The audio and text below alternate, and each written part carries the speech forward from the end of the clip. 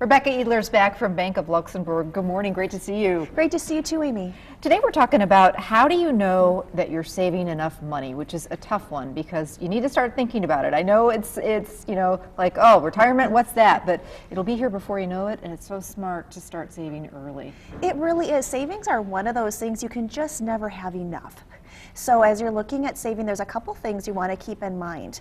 One is you always want to have at least $1,000 available at any given time, just in case there's an emergency that pops up. If something happens to the kids, if you need a repair on the car, that $1,000 is going to be a really nice place to start with. And it's probably easier to get $1,000 together than you might think. Especially this time of year, you might want to have a yard sale, maybe sell some different things on Craigslist or on eBay to try to gather some of those funds together. Should everyone have a savings account, and even the kids start that early? You really should, especially with the kids. Those are great ways to start some of those habits early, so they may not have some of those problems in their future.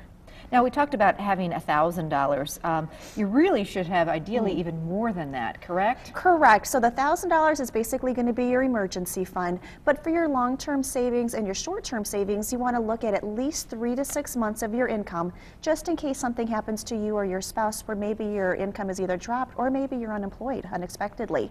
You won't have to possibly rely on some other outlets or loans or going to some family or friends looking for funds if you have those 3 to 6 months.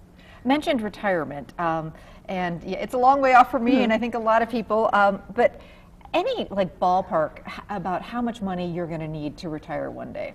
You know, the retirement is really going to be specific to each individual person. The best thing you can do is look at what your lifestyle is today and start to think what you want your lifestyle to be in retirement. If you're planning on keeping the exact same lifestyle that you have today, you're going to need to find a way to make sure that your income in retirement is exactly what it is now. And for some people, that might mean really beefing up some of those savings early on just to make sure you're going to have enough to get through retirement.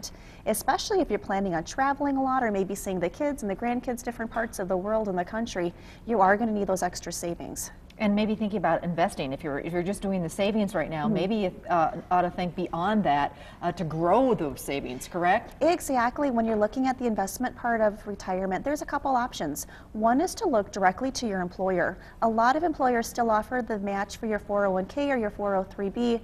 Make sure you at least do the minimum so you get that extra match, because that's basically going to be free money for you.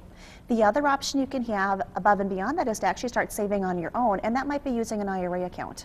So you can actually do both to start saving. And you always hear of the people who finally retire and then they end up having to go back to work because they just didn't have the money, couldn't support themselves. Exactly. One of those things, again, is to really look what that lifestyle is going to be. Make sure you have a great financial planner that you're working with, and don't find them a couple months before you're thinking about retiring.